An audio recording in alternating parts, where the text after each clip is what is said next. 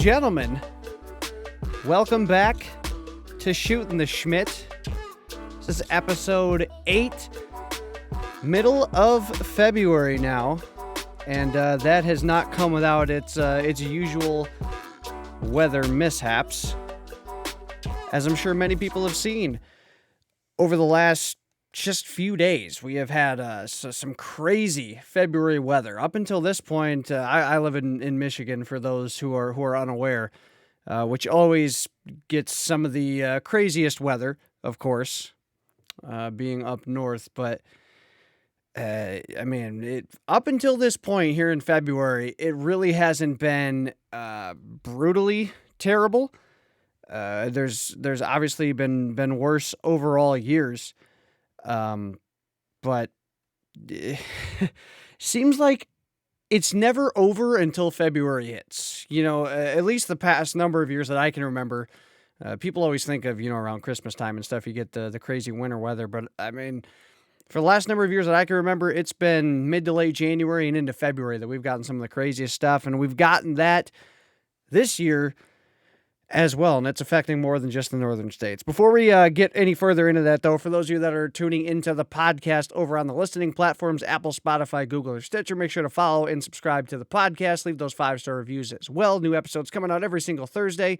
For those of you watching the YouTube video, drop a like down below. Really appreciate you guys tuning in. Let's get into some of this stuff. Like I said, man, the weather has not just affected its usual states that get a lot of the crazy winter weather. It's affecting the southern states as well, mainly Texas. Texas has gotten hit absolutely brutally over the last few days. Seen countless stories, countless tweets and articles and all kinds of things about what's going on in Texas right now. And it's kind of a weird thing. A lot of us, folk up north here in the Midwest, look at some of the temperatures and some of the things going on with the weather down there, and we're like, man, this is a usual winter for us. But we got to remember, Texas is not prepped for that kind of stuff, man. I mean, of a lot of the southern states, they tend to usually, at least in some areas, get some of the wintry mix, if in fact it does make its way down there. But they're not prepared for the usual shit us Midwesterners see on a yearly basis here in the winter. Temperatures down where they are here in the Midwest, honestly, below 20 degrees. Getting some snow. It's creating a massive amount of power outages because it's shutting down all the power grids across the state. And with all the weather and stuff that Texas is getting, there's obviously a lot more demand for things like heat inside houses and everywhere in places like that. And, the supply just cannot reach the demand right now, and it's causing a lot of power outages. It's been people have had frozen pipes and burst pipes and going without water, and people are in their apartments or their houses and stuff without any heat whatsoever. It's brutal. Unfortunately, Texas is just not prepped for stuff like that. Hopefully this will cause some future preparation to be there for if some things happen like this in the future. But man, it's unfortunate. And it's so weird to see. And like I said, for the Midwestern folk to look at that and go, I mean, man, 20 degrees, a bunch of snow and all this cold weather, and our heat's still running fine, our water's still good, and all that stuff. But yeah, it's crazy to think about. I mean, just Texas isn't prepped for it, and it makes sense that they don't usually get a lot of the stuff like that. But prayers and thoughts and all that stuff out to the people in Texas, man. That's absolutely wild. Hopefully, some stuff will be restored here by the end of the week. I can't imagine going that long without heat in weather like that. Going without water and stuff in weather like this. I think more or less most people have experienced it in some form or another. But yeah, at that extent and in this time of the year with that kind of weather, it's brutal. To go without heat this time of the year, yeah, not cool at all. Not cool. But yeah, like I said, hopefully things are suited out here by the end of the week. An absolutely crazy weather week up here in Michigan. We got a boatload of snow. I guess it kind of depends where you were at throughout the state. Uh, right around where I live, man, nearly a foot of snow. It's just an absolute dump truck worth of snow that fell. And yeah, I mean, just I want to say it shut a lot of things down, but a lot of things still remained open. Like I said, this isn't that wild of a thing to happen in the Midwest. Um, I still went to work and did all the normal things. It was just harder for those things to occur. But yeah, the Midwest is yeah, it takes a lot for things to really get shut down and really get to a point of where things can't operate as normal because, like I said, this is a pretty common thing for this time of the year up here, unfortunately. But I mean, negative temperatures the last few nights, been really, really cold. A lot of snow that's just blanketed everywhere, and it slowed a lot of things down. But uh, fortunately for us up here in the Midwest, this is a common thing we are prepped for. Like I said, it just makes it that much. I feel so bad for the people in Texas that just don't experience this often and don't have the things in place to be prepped and be ready for that. It's really unfortunate. So like I said, hopefully all those things are sorted out here with the rest of the week. Let's move on to some different stuff. We'll get into the sports stuff here real quick, as that's one of the smaller topics of the week. Some dope stuff coming up in sports. Pitchers and catchers just reported, I believe, today, if I'm not mistaken, for baseball. So baseball is about to be back underway here within the next month or so. Actually, next couple of weeks. Games should be starting up for spring training, and then late March, early April, we'll get the regular season underway. Unfortunate news, we'll not be making the usual trip down to Florida for spring training, something that has become a fairly common occurrence. I don't want to say yearly because there was a couple years on and a couple years off, and then we were back for last year, which was a great trip, and turned out to be a great video as well.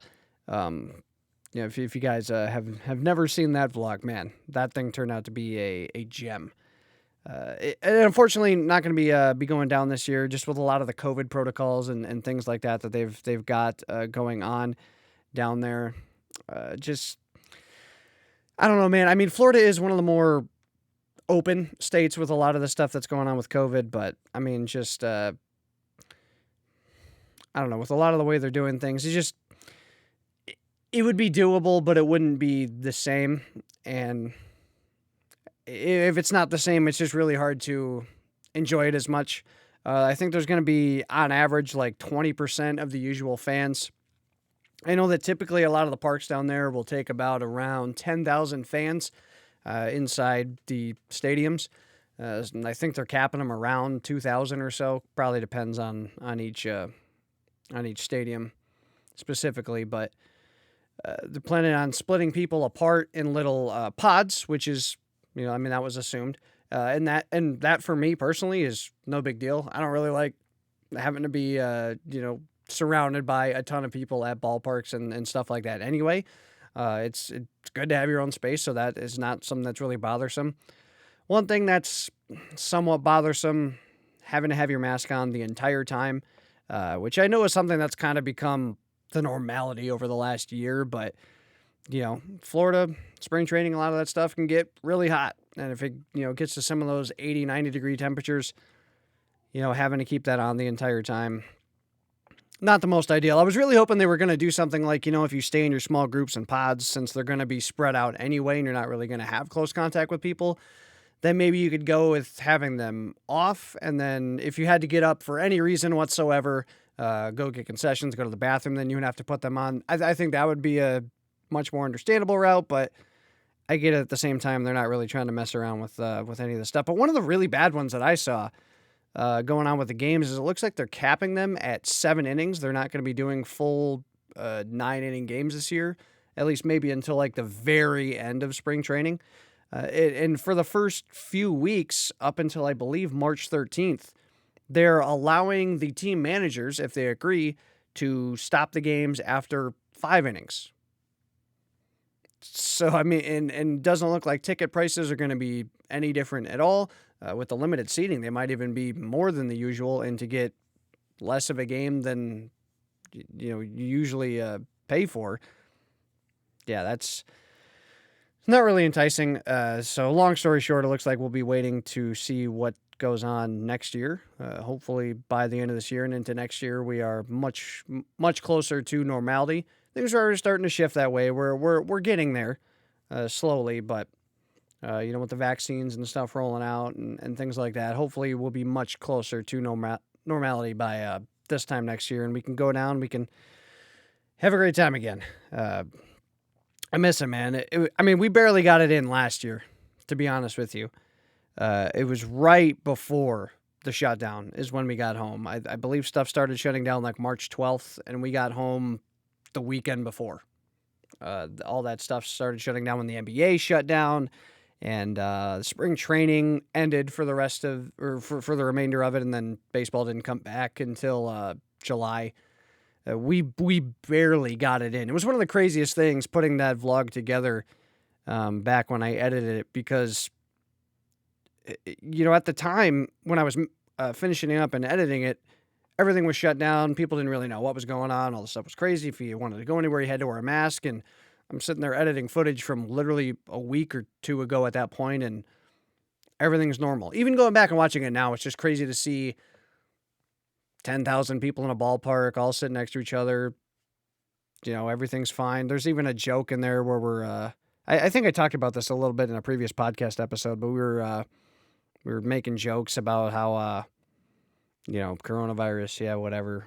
It'll be the next fluke thing that comes up, and we're about a year into this stuff already. So hopefully by the end of this year and into next year, things are much more closer to normal. We can get back out there and have a good time in Florida and spring training again. I'm really going to miss it this year, man. The trip last year was so great. It's always a great time going down for some spring training baseball and visiting Florida. I love going to Florida. Unfortunately, we're going to be missing it this year. But into some other sports stuff. Man, been a long time coming, but let's get into some Pistons stuff as a Detroit sports fan. The Pistons are finally moving on from Blake Griffin. Holy shit. It's about time. Pistons announced this week, GM Troy Weaver announced that Blake Griffin is going to be sitting out basically until the Pistons figure out what to do with him, whether that comes via a buyout, a trade, or something of that sort. But it looks like Griffin is done with the Pistons. Thank the Lord. We're finally going to be doing something with him. Thank goodness.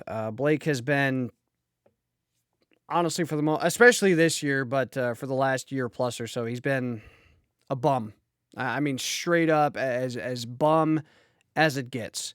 Of course, we made the trade just a few years ago now with the Clippers to where we acquired Blake Griffin, which wasn't something a lot of Pistons fans were excited about at the time. You get Blake Griffin in there, the guy can play, even though his athleticism at the time was declining. He's still an exciting player to get in there. And even though his athleticism wasn't quite what it was, still a good player to get in there. Although, for what things were with the Pistons at the time, it just made no sense to bring a guy of that caliber in there. But finally moving on from him, and that massive ass contract that is attached to him. Seeing what he's owed the next couple years, he's owed a remaining $36.5 million this season, and then $39 million next year. And the guy has a whopping total of 0 dunks since 2019. It's been since 2019 since Blake Griffin has dunked a basketball in a game. And that's what you know Blake Griffin for. Like I said, his athleticism has been declining for years now.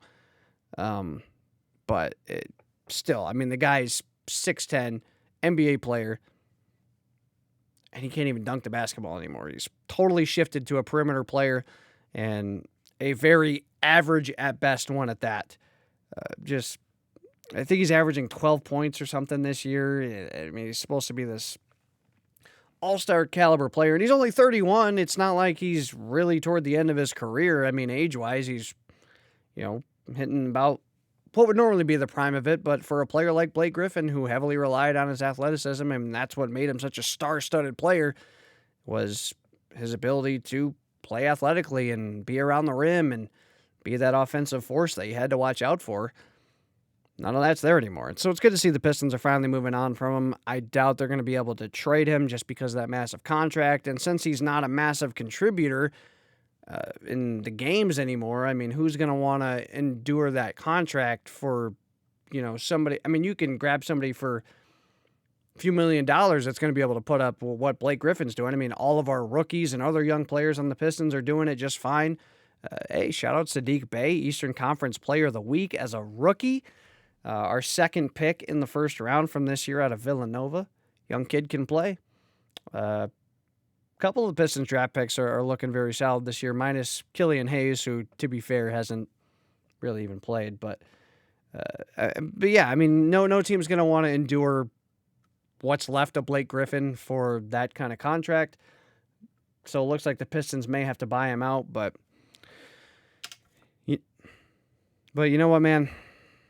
Just get rid of him. We need him gone from the team. He's not doing anything for us, and we're paying him all this money to play and basically be a liability. Like I said, a lot of these young guys can do what he still has left in the tank anyway. So it'd be nice to get anything out of him, though, from a team. I've been trying to piece together teams that would take him, but I just don't see many teams taking a jump on him. I mean, there's no reason to.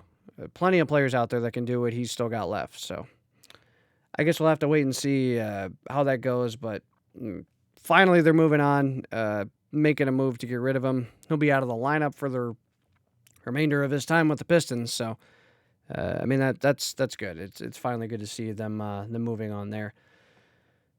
Moving away from some of the sports, let's get into Call of Duty League. We had our first event, the Atlanta Home Series, this last weekend, repping the brand new 100 Thieves jersey, because the LA Thieves came out and dominated. One of two teams to go 2-0 on the weekend, the other being Atlanta FaZe. And we had a lot of great matches this weekend, a lot of Game 5 matchups that went down. The entire day, Sunday, was Game 5 matchups, the last three matchups there. A few sweeps, but overall, what you expected for the most part throughout the weekend. We had the reigning champs go down. Minnesota Rocker taking them to a Game 5 and just beasting them up and search and destroy, man. Rocker looks like a great search team. Some other notables. Optic had one of the easiest wins you could have. I mean, Optic against Paris. Nobody was taking Paris at all. I mean, he really even to win a game. That one was a quick 3-0, and then, man, the finale on Sunday was it was a banger matchup, but, as a fan of Optic, it was tough to watch their search and destroy play. I missed the live, but I went back and checked out the VOD, and, yeah, I mean, they're just they look rough, a little out of sync in search and destroy, although with how many great players they have on that team. I mean, Formal and Scump have been around for so long, especially in the 4v4 search and destroy scene. Envoy's a mastermind on the map. Dashy, of course, can slay wherever you put him. I fully expect them to bounce back and get better at search, but they look deadly in respawn. Being able to handle a team like Atlanta in respawn as fairly easily as they did. I mean, the matches were close, but Optic being able to hang in the respawn, I mean, they look very, very good, and they honestly probably should have won the second heart point against Atlanta. BZ just picked up a nasty three-piece to prevent the rotation. They spawned way out. So FaZe ended up taking the Game 5 and the Sunday marquee matchup. Well, it was a great match, though. The match before that, like I said, Rocker taking down Dallas. We had a weird one with the first hard point with the replay and stuff like that. But Dallas took I believe the two hard points. Let me take a look here before I sound stupid. Let's see. Yep, Dallas took the two hard points. Minnesota took the control 3-2, and then took both searches 6-3 and 6-2. Minnesota is crazy at search. They're kind of the flip side of Optic right now. I mean, if Minnesota can get respawns and mainly hard point figured out, they're going to be deadly. If Optic gets search figured out, they're going to be deadly. Rocker was a pick with their brand new lineup coming in this year that they were going to beast on some teams. They put together a great team with roster mania and stuff this year, and they're going to be deadly at search without a doubt. But if they can put those respawns together, man, They're going to be nasty. But, of course, the other team, LA Thieves, they actually beat Rocker in the very first matchup of the weekend, 3-1. Stomped them. I mean, utterly stomped them. The only one they didn't beat them in? The search. Minnesota's got search down, like I said, but the second hard point was, 250 to 60 or something like that? I mean, LA, you could not have clicked more on every single kill, every single rotation, every single play, more than what LA Thieves did against Rocker on that Moscow hardpoint. 250 to 60. My goodness. Near 200-point club. And these are two very good teams. Minnesota, even though they're not the greatest respawn team, they're a pro team, man. Getting nearly 200-point clubbed. Crazy. Utterly crazy. But like I said, Thieves, FaZe, the two teams to come out 2-0. We got some more great matches this week. Taking a look at week 2. Oh, what do we got here? Oh, my goodness. Starting off with a pretty good one here tomorrow at 3 o'clock. Well, today when you guys are seeing the pod. At 3 o'clock, Gorillas, Mutineers. A couple of those middle-of-the-pack teams, they'll match up pretty well. Optic and Ultra should be a good one. Ultra is surprisingly pretty good. Minnesota's got a couple easier ones this week, taking on Surge in their first matchup on Friday, and then they have the final matchup on Sunday, taking on Subliners, who was pretty surprisingly competitive team. When Ord and I did the pod together talking about some of these teams, we pointed out that Subliners was probably going to struggle. Still no Hydra, and of course, Zuma taking a step back away from competitive COD. I mean, it was tough to see what Subliners would do, but they looked a lot better. DiamondCon came out to play. Asim looked, formidable. And of course, Clayster, I mean, the dude just can't go away. Subliners look like they might be okay. They will probably, in my opinion, still have to find some kind of replacement for Asim. So hopefully Hydra can make his way back into that lineup. But Subliners may not be quite as bad as we thought. But one team that does look to still be very bad and struggling a lot is Seattle Surge. I feel so bad for Octane, man, because he's such a beast. And their team just can't win worth a shit. I mean, they just don't even look like they're in the same league a lot of times as some of the other teams they play against. I mean, they've got Rocker and Thieves this weekend, so it's not going to be getting any easier for them. Those are definitely a couple of the top teams in the league. It sucks for the Surge, man. Like I said, I really feel bad for Octane because he's one of the best players in the league, and his team just cannot ever put it together. Still hoping for brighter days for the Surge, but definitely is not going to be happening this weekend. Some other notables we got. The other matchup for Optic this week is the Gorillas. That'll be another good one. Ultra and Gorillas are kind of both in that middle of the pack as teams that can compete, may not win events, could if they get hot. But it'll be a couple solid matchups for Optic this week. What else do we have on tap? Ultra FaZe might be another solid one.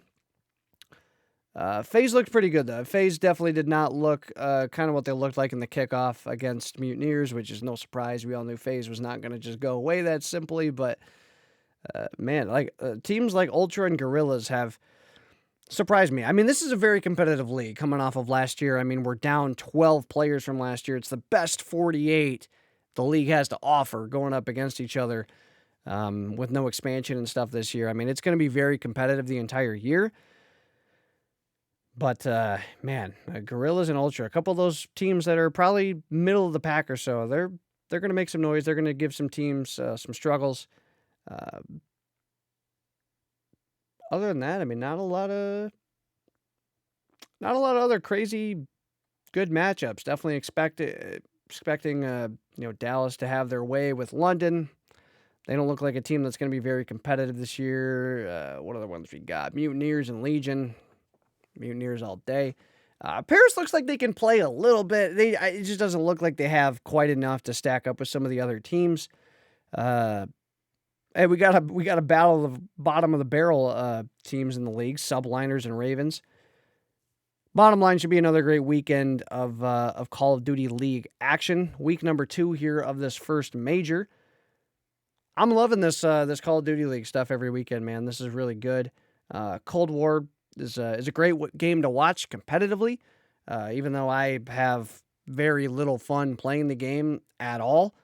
But I mean, for viewing purposes, very good. And I think they're doing a pretty good job with some of the online stuff this year. We got our first look at some of the new advancement that some of the new advancements that they have with the online stuff. Looks like they got all the casters, green screens and stuff, kind of putting them in this virtual desk host type situation. Not bad. I'll give it to them. It's definitely a step up from a lot of the stuff they did last year, and it seems like a lot of stuff's going pretty smooth so far this year. But always good stuff for the COD League. That's some of the stuff from last week and some of the upcoming stuff that we've got this weekend. Dope stuff. One of the last things I want to get into here for this podcast, I know we're not usually at about the time limit that I would usually go to, but we'll see how long this last topic goes. There's not a lot of stuff going on around with at least a lot of my preferred areas of talk with video games and with sports. Not a lot going on at the moment for a lot of that stuff, and it's not always going to happen. As much as I'm going to talk about a lot of the recent stuff that goes on with that, and of course a lot of the other big topics that go on around the world, there's not always going to be those big topics to talk about currently, so definitely looking to implement some more topics that we can just bring up really any given week here on the podcast and talk about. This week, I want to talk about some of the games I'm excited for coming up for this year in 2021. Now, we don't know all the games that are going to be coming out this year. Of course, we still got things like E3, assuming that's happening in some form or fashion. If not, it'll probably be something similar to last year, to where each company does their own little online show to talk about some of the games and some of the stuff that we're going to be expecting this year. But we'll see. Hopefully E3 can be back in some facet, some situation, whether they've got to do it online or whatnot. But regardless, I want to talk about some of the games that I'm looking forward to this year, because I think it's a little bit different than the usual. Mainly because in part I'm not really looking forward at all to Call of Duty this year in any form or fashion. I mean, I'll always be interested. I'll always be paying attention to what's going on with the scene, at least, and until further notice. But really, for this game this year, I just find myself really not giving much of a shit about what is going to happen with the new Call of Duty release. I might be if a certain game was going to come out. If we were going to be getting another Modern Warfare game, I might be a lot more interested. But it looks like Sledgehammer is going to be back this year, and they're going to be releasing a Call of Duty game. Barring anything goes to shit, kind of like it did with this past year and what turned out to be Black Ops Cold War. But looks like they're going to be back this year. There was a leak that came out last night from a guy that's leaked the last number of Call of Duty games that it looks like it's going to be another World War II era COD.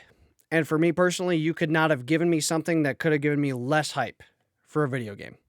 I have less than zero interest in a World War II video game. None, especially for Call of Duty. And part of it, I guess, part of it is because how bad Call of Duty World War II was. COD World War II is the worst COD game ever released. It's so terrible. But even on top of that, even if it was a solid game, I don't care for the World War II era. I think it's terrible for video games. There's just such a lack of creativity there that you can do. I much more love the modern and the future eras, especially with stuff with shooters. There's just so many different types of stories and stuff you could tell, and so much more creativity and paths and stuff you can reach to, and To me, that's just way, way more exciting than anything that you can do in World War II because you're stuck to what happened, the stuff that's facts, and you can't really change history. There's still, I guess, other stories and stuff to be told from that era, but my opinion, especially for the video game side of things, that era is just so dry and boring and just brings no interest or excitement at all. Um, I'm honestly shocked that they're hitting the World War II era again.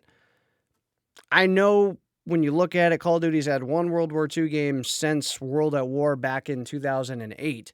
So in the last decade, there's been one World War II Call of Duty game, but I don't see the point in hitting it. It's clear to me what your audience loves for an era and a time period. And that's somewhere around the modern era. Those games are always going to reign supreme because they're the closest to reality, and people I feel like being engaged in that sort of thing. Something close to the current time and the current era of things. But I don't see that draw with World War II. Like it's really your history buffs and things like that are really drawn into that sort of thing, and that ain't me. I could care less about another World War II era game. I mean, so many World War II era games have been put out. And even though COD has only done one in the last number of years, Battlefield's last two games, I mean, Battlefield 1 was World War I, but Battlefield 5 was World War II. I mean, it's a couple of the biggest shooters have hit on that era 3 times in the last number of years. It's just so dry. It's so boring to me, especially a time period that's that far back. We're talking about nearly 70 years ago. I don't find that interesting for video games. Cold War is about right at the brink, very close to like as far back as you can go while still keeping it interesting, with the 1980s and stuff. But man, for me, I can't understand it. Especially if they're trying to take these development studios and piece them and put them in their own different eras, right?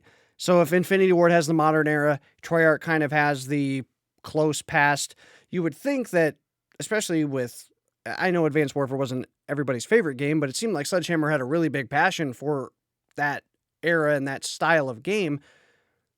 You would think like, all right, Sledgehammer's going to handle like the future. Would make the most sense. That way you're not really branching out too far one direction in the era. Keep it relatively close, but you're a little bit ahead or a little bit behind one way or the other. So Sledgehammer kind of does like a Black Ops 2-ish, to where it's like 2030 or 2035, something like that, to where it's not too far future. It's not Infinite Warfare level of futuristic, but there's still some imagination and creativity and stuff that can happen there. I just don't think you can have with a World War II game. I'm shocked they went this route. If that is the route, but it seems like all signs are pointing to that being the case. And especially if this is going to be integrated with Warzone, like, dude, I can't imagine, of all things, like when you've got M4s and AKs and all these different modern and, somewhat close to modern with Cold War weapons, M16s and stuff like that. Like, who is going to want to use a Sten in Warzone? Maybe an MP4. MP40 could draw some interest for sure. That's an iconic weapon, but I don't know, man. I just can't imagine wanting to use those kind of guns, and probably what's going to be limited attachments for them. Because, like I said, you're limited at the type of creativity you can do with those sort of things. So, I don't know. I don't like the move. I don't like the World War II era. I definitely didn't like the last World War II iteration in Call of Duty. And that leaves my interest at 0 for this upcoming game. Whereas if it was an Advanced Warfare or something of that sort, it would have at least drawn my interest. But, I mean, to be honest with you, my interest has fallen off a lot with Call of Duty. I've kind of gotten off on a side tangent with COD. Happens. Sorry, but my interest is very low with COD, And if it is a World War II game that's coming out this year, unless there's some other thing other than it just being a COD game and it's set in World War II, if there's some other maybe interesting thing, maybe, but this might be the first time in about a decade that I don't buy COD, which is wild to think about. Modern Warfare 2 was the first COD game that I purchased. I got in like late 2010 or early 2011 when Modern Warfare 3 was coming up to be the next game. I didn't get Black Ops when it came out. But since Modern Warfare 3, there has been one Call of Duty title that I have not gotten on release, let alone at all. And so to sit here and say that I might not even buy the next COD is crazy, but I don't have any interest in it. Like, Modern Warfare is, at least as far as COD goes, would be my preferred COD right now. And on top of that, Warzone, which you don't need a new COD to play. Cold War I really wasn't interested for, but just bought it, gave it a chance. It's Treyarch after all.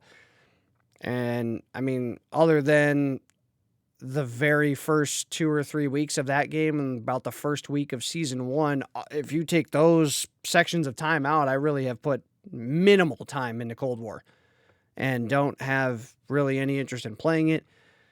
A lot of the new content that they've brought out so far has been rough. We'll see what happens with Season 2. I mean, Modern Warfare I didn't enjoy at the beginning either, but as they put out more content, new seasons and stuff came out, it brought me back, and now Modern Warfare is one of my favorite Call of Duties. So, things can change. Things can switch up. We'll see what happens, but I didn't have a lot of interest, like I said, going into Cold War. And, I mean, with a World War II game made by Sledgehammer, it couldn't get any lower.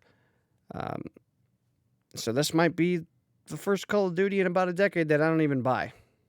But time will tell. We'll see. I have been playing COD as a main for the last, decade or so. So,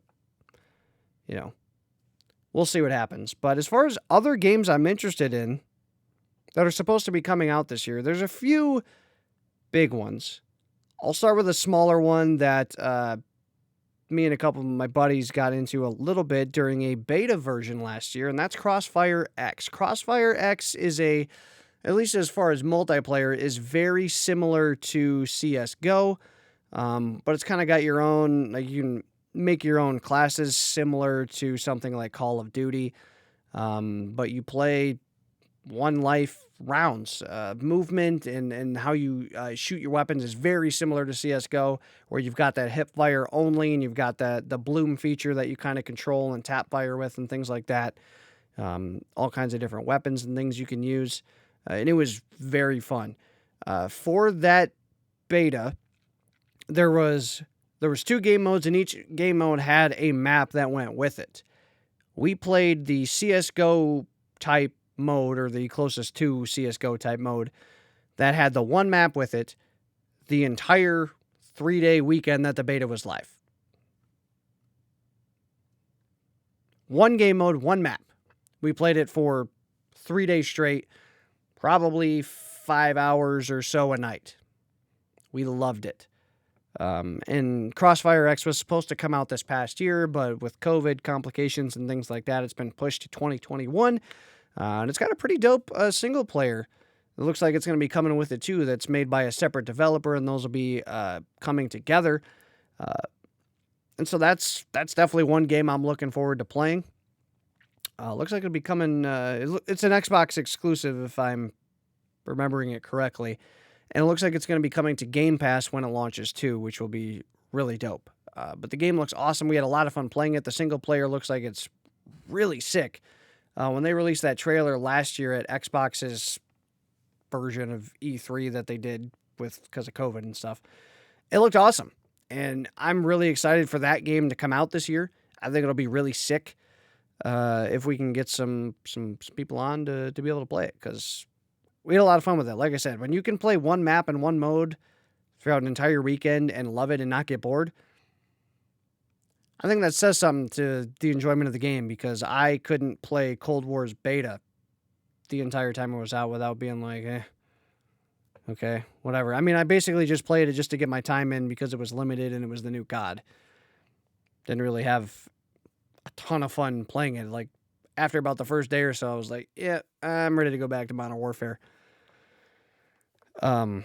So, yeah, long story short, to be able to get that kind of enjoyment out of one map and one mode, I think just shows that, my friends and I will probably have a pretty good time on this game whenever it does come out. I still don't think there's an official release date for it yet, but hopefully it can release this year.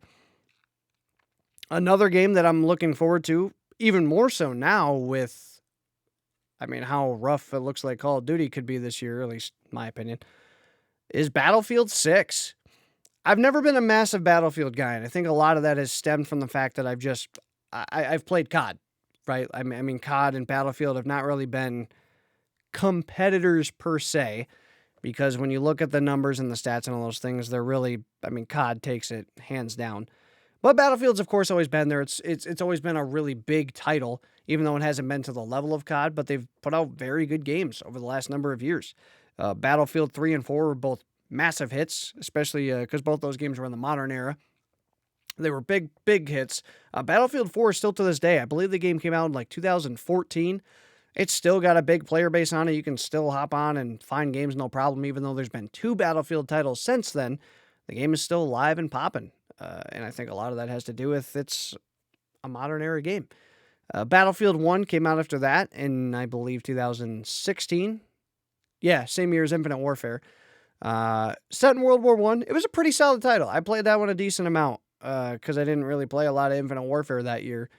Battlefield 1 was pretty sick. I got to give it to it. Again, not a great era, in my opinion. Not one that's super exciting or you really get super involved in playing, at least for me. Like I said, I'm just not a fan of those past era titles, but for what it was, I did enjoy it quite a bit. And then we had Battlefield 5 in 2018, and set in World War II, which coming off of COD World War II wasn't really exciting to everybody. A lot of people wanted to see, a lot of Battlefield fans at least wanted to see either something return to that modern glory of Battlefield 3 and 4, or they wanted to see like a Bad Company iteration or something like that. And then you got a World War II era game, and it wasn't even that that historically accurate to the World War II setting, which for me personally, I don't care about. But like I said, a lot of those historically accurate people really care about that stuff. It was one big thing that happened too when World War II was coming out. People were concerned that the swastikas and stuff weren't going to be in there and whatnot. Like that really is that important to the immersion or whatever. But or even with that, though, even though the 2 games haven't been in the preferred era, they've still done really well. I played a little bit of Battlefield 5 not too long ago and had a blast. The game came out in 2018, still looks beautiful, still plays great. It's a lot of fun. And I am really excited to see what this new Battlefield's going to bring. It sounds like it's going to be something closer to that of 3 and 4, modern era type game. I think EA and DICE just did a short earnings conference or something like that a little while ago, or something where they talked about the upcoming Battlefield release this year. So there's going to be more players than ever before on a single game mode, which is cool. Battlefield's always had those massive 64-player maps and modes, and so they're going to be expanding on that. That's dope. Even bigger spaces to play on and more people. That's awesome. With the new consoles and stuff out now, it should look pretty sick on Series X and S and then PS5. And of course, on top of that, PC as well. They've had 3 years to develop this game. Usually it's been about 2 years or so between development cycles, I believe, for EA on Battlefield. So 3 years this time around, giving them more development time to polish and make a great game.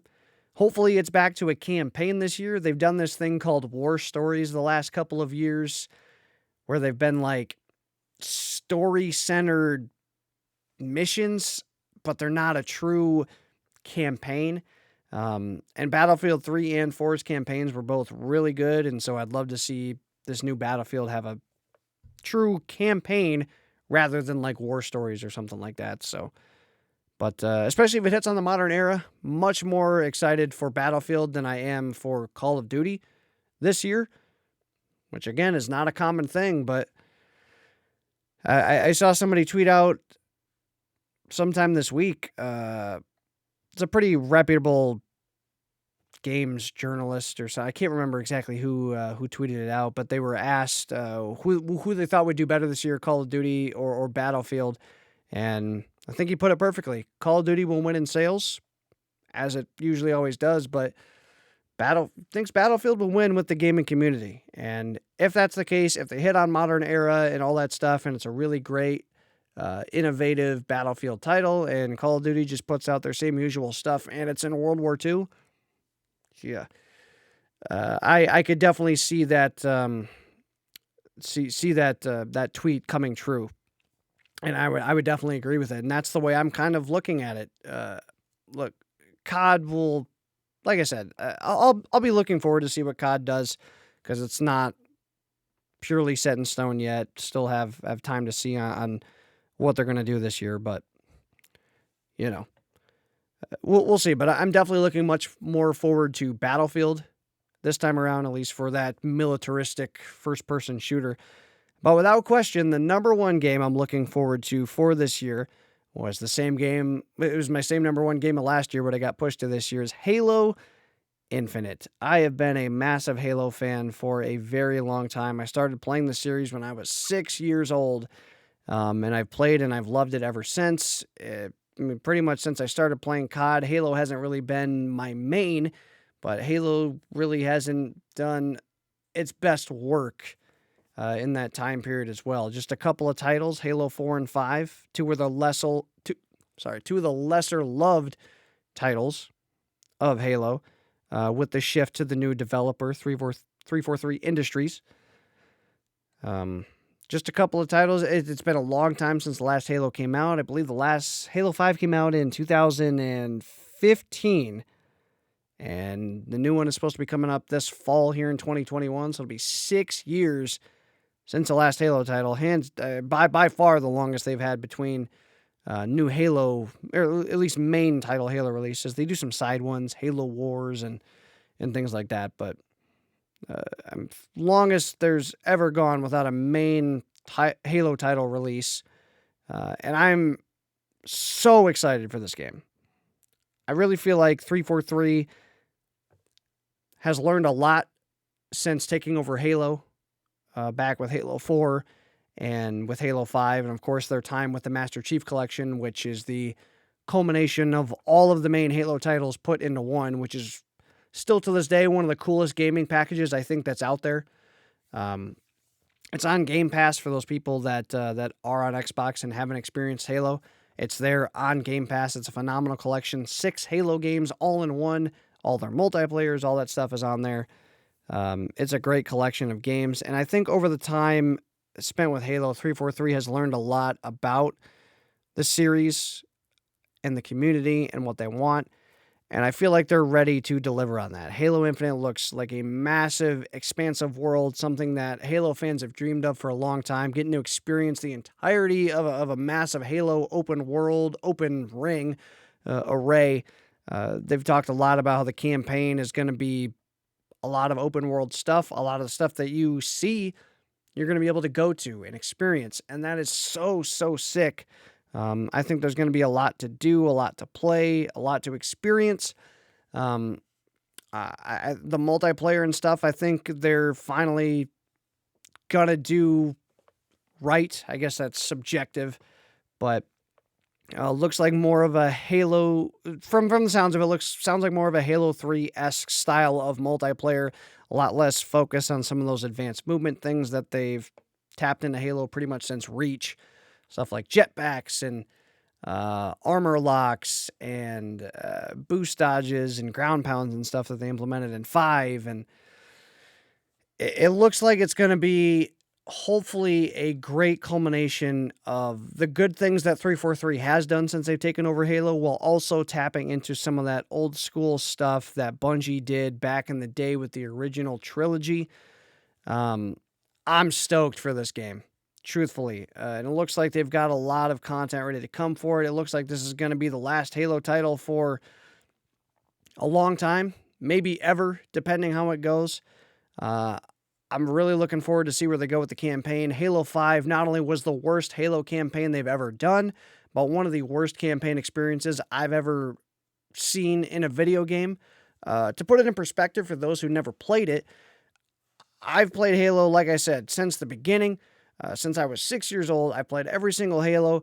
Haven't delved super deep into the books and all the side lore and stuff, because they've got a massive lore that they've tapped into with so many different things, with books and other side movies and things like that they've done. But I've played all the Halo games, and I've tapped somewhat into some of that extra lore. I played Halo 5 and finished it and had no clue what the hell happened in the game. No clue. And I wasn't the only one. A lot of Halo fans also experienced the exact same thing, not really knowing what was going on, why stuff was happening, who some of the characters were, and why they were getting implemented in the game. One of the worst experiences I've ever had playing a story game ever. And it had to come through Halo, which sucked. And it hurt, being really excited for Halo 5 at the time. And for it to be an abomination of a campaign and a story mode sucked. And so I'm excited to see where they go this time around with the campaign. It looks a lot more promising. They brought back some of their original writers and crew from the original Halo trilogy team with Bungie.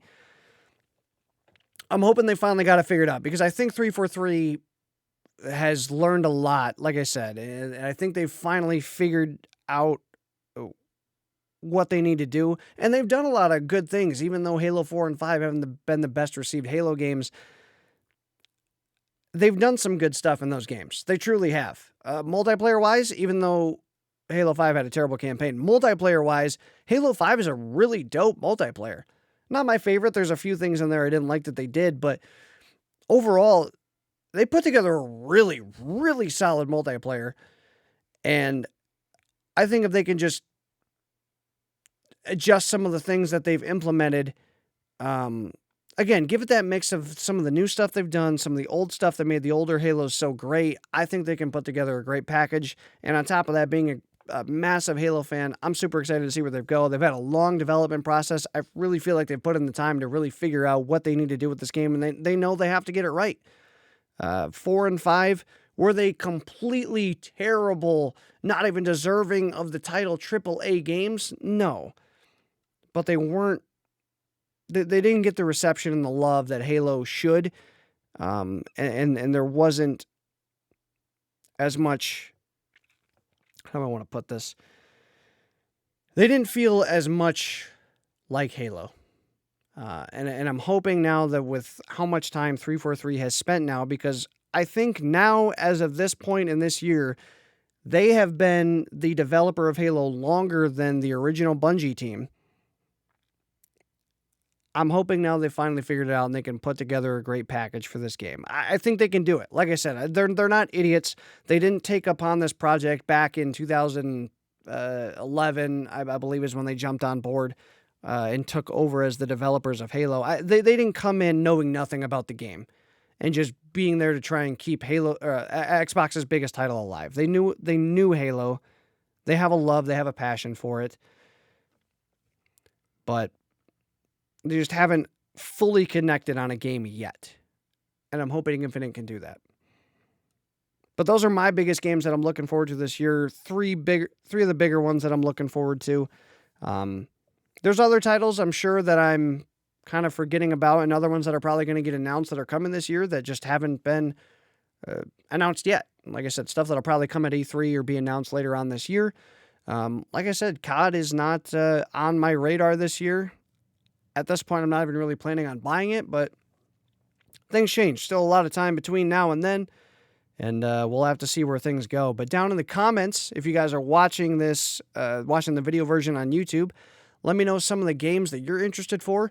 And as far as other topics and stuff that we can talk about on the pod when, we have weeks like this where not a lot really goes down, let me know some other stuff you guys would like to hear, whether it's in the sports world, the video game world, whatever world that may be. Let me know down below if you guys are watching this video version of the podcast. Let me know that stuff down below in the comments. But I think that's where we're going to start to wrap things up here for the podcast. For those of you on the audio versions, Apple, Stitcher, Google, and Spotify, like I said in the beginning, follow the podcast, subscribe to it as well. Stay up to date with new podcast episodes as they drop every single Thursday. If you're on Apple, drop those 5-star reviews. We'd love to read them out here live on the podcast. If you're on the YouTube video version, smack the Schmidt out of the like button down below. Comment all your thoughts on some of the stuff like I just said, or some other thoughts you have about the podcast, some things you'd like to see.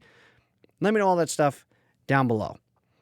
That's where we're going to wrap things up for the podcast, guys. Really appreciate you guys tuning in here to episode 8 of Shootin' the Schmidt. We'll be back next Thursday for episode 9. Hopefully you guys all have a good one. See you on the next episode. Peace.